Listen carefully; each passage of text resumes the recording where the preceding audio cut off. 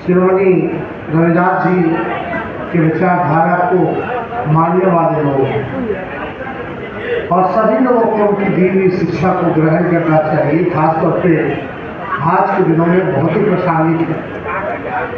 सभी लोगों को उनके बताए हुए रास्ते पे चलना चाहिए।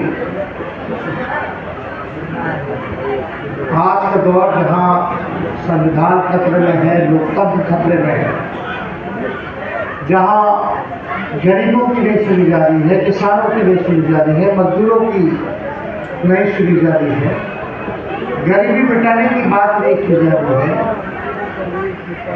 लोगों को सामाजिक न्याय के साथ साथ आर्थिक न्याय कैसे मिले इस पर चर्चा नहीं की जा रही है, बल्कि लोग सत्ता में बैठे हुए लोग आपस में भाई से लड़ा करके सत्ता में कैसे काबिज हो, लोग वही चाहते हैं जो लोग सत्ता में बैठे कि हम सब आपस में लड़ते रहें, बंटते रहें और वो लोग राज करते रहें।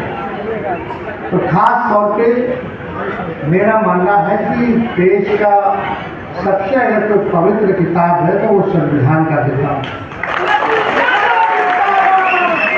और देश जो है संविधान से चलता है, लेकिन संविधान की आड़ में आजकल लोग संविधान को ही खत्म करना चाहते हैं।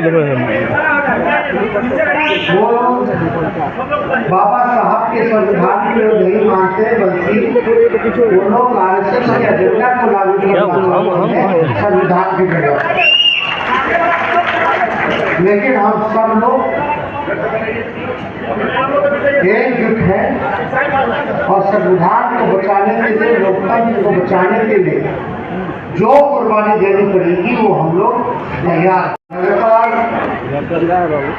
आप लोगों की मांग रही थी, पिछले बार जो लोग आए थे, अभी 17 महीने मौका मिला सेवा करने का, तो हम लोग कोशिश की कि जो मुद्दे की बात हो उसको हम लोग लागू करें। सबसे बड़ा दुश्मन क्या है? लोग पढ़ लेते हैं, लिख लेते हैं, डिग्री मिल जाता है, लेकिन नौकरी नहीं मिल पाती। और समाज में जो सबसे बड़ा दुश्मन है तो बेरोजगारी है। और परिवार में किसी एक व्यक्ति को भी अगर नौकरी मिलती है तो पूरा परिवार खुश रहता है, सुखी रहता है, किसी बात की चिंता नहीं रहती। लेकिन अगर बेटा पढ़ लिया लिख लिया या बेटी पढ़ लिए लिख ली है, नौकरी नहीं है, तो इससे लोगों को घर में चिंता रहती कि भाई घर कैसे चलेगा, आगे पीढ़ी कैसे बढ़ेगी, क्या सिक्योरिटी। इसमें 2020 में हम लोगों का ऐलान था कि बिहार सरकार में जितने भी पद हैं उसको हम लोग भरेंगे। और हमने ये प्रण लिया था कि एक मौका मुख्यमंत्री बनने के तो 10 लाख लोगों को सरकारी नौकरी। लेकिन हम लोग की सरकार बना दिए थे 20 में, लेकिन बेईमानी से 10-12 सीट इधर उधर करके हम लोग 114-15 पे आए।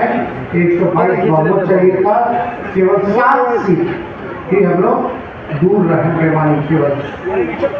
बेईमानी किया, लेकिन फिर भी हम लोग विपक्ष में आने के लिए तैयार नहीं। लेकिन जब इन दिनों जब मौका मिला 17 महीने में काम करने के मुख्यमंत्री रहते हुए, तो हमारा जो नौकरी का एजेंडा था उसको हमने लागू किया।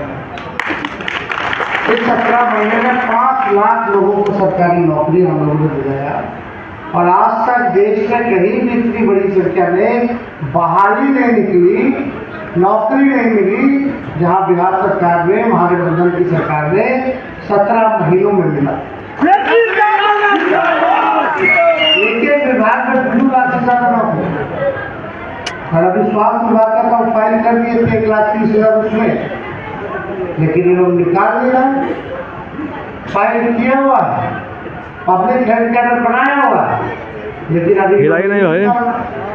लेकिन निकाले ना निकाले, हम लोग आपकी लड़ाई लड़ने आए हैं। ये काम नौकरी कोई नहीं रोक सकता जो हम लोग काम करते हैं। ये अधिकार हम लोग लड़ करके आप लोगों को दिलाने का काम करें। इसी मंच के माध्यम से आप लोगों ने बुलाया था तो मांग की कि भाई विकास मित्र हो, उन लोगों का कुछ कर दीजिए, कल हो जाए। अभी श्री चंद्रलाल जी बता रहे थे 47वीं मरकज हो, 16 से लोग विकास मित्र हो, इनके जो है 25,000 जो है हम लोगों ने किए। तो सामाजिक न्याय के साथ साथ आर्थिक न्याय भी लोगों को मिला। और यही नहीं बल्कि आशा दीदी का तो हम 2500 कर दिया 1000 से। वो अभी फाइल रोका जो स्वास्थ्य उनके मन में मनसा थी कि भाई भाजपा में भागना है, इसलिए ये लोग कैबिनेट नहीं लाने देते थे। अब शिक्षा मंत्री जी है यहाँ, ये तो समय नहीं है, पहले ही बोल करके सब लोगों को बता देना चाहिए क्या क्या हम लोग काम किए, कैसे लोग हम लोगों को नहीं करने देता था, लेकिन फिर भी हम लोगों की ताकत थी तो हम लोगों ने कराया। ये सारा काम जो हम लोगों ने किया,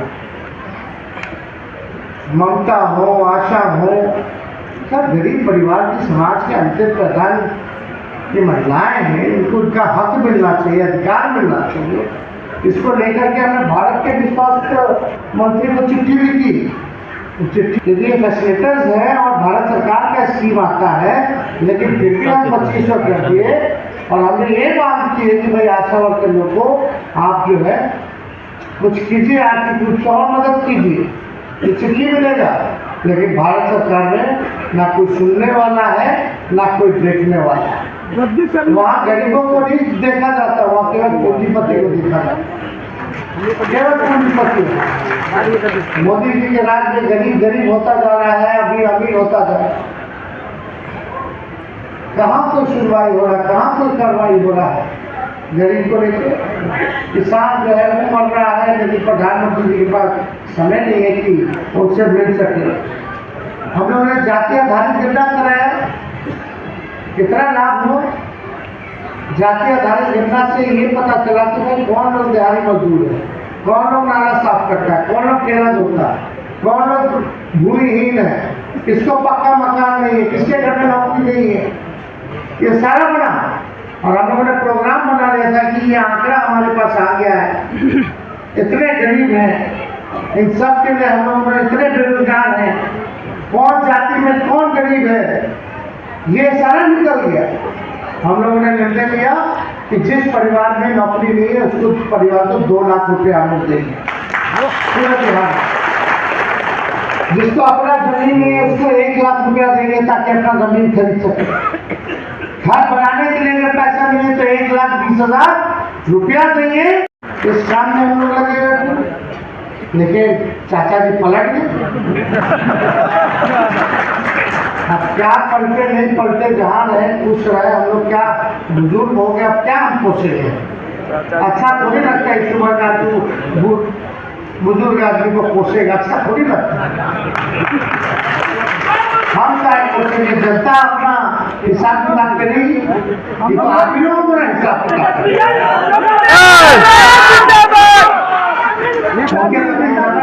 कहना नहीं है, लेकिन हम लोगों ने आरक्षण की सीमा बढ़ाई। क्योंकि जब आंकड़ा सामने आया जाति आधारित गणना के बाद, तो उसमें आप लोगों का भी आंकड़ा जो है बढ़ा, दलितों का महादलितों का भी बढ़ा, आदिवासियों का भी बढ़ा। तो उसी हिसाब से हम लोगों ने आरक्षण की सीमा को भी बढ़ाने का काम किया। और सब काम हम लोग कर रहे थे, लेकिन कोई बात नहीं, हम लोग सब लोग आपके साथ हैं और आपकी मांग को लेकर के हम लोग लड़ते रहेंगे। लेकिन आप सब लोगों को भी गोलबंद होने की जरूरत है, आप सब लोगों को भी एक रहने की जरूरत है। एक रहिएगा तभी लड़ाई जीतिएगा। और हम लोग चाहते हैं कि आप लोग मुख्य धारा में आए, आप लोग आ रहे हैं राजेंद्र राम जी को, इनको मौका मिला। अनुसूचित जनजाति के आयोग में इनको हम लोगों ने अध्यक्ष बनाया। तो ऐसा नहीं है, समाज में हम लोगों ने आप लोगों को ध्यान रखा है और ध्यान आगे देते रहेंगे। आप लोगों का सम्मान बढ़े इसको हम लोग हमेशा ध्यान में रखते हैं। तो ज़्यादा कुछ हम ना कहते हुए आप सब लोगों को बधाई देते हैं। कई हमारे पूर्व विधायक हैं, कई नेता लोग हैं जिनको बोलना था बोल नहीं पाए, सारा समय हमको दिया है, इसके लिए उन सभी लोगों को हम दिल से धन्यवाद देते हैं।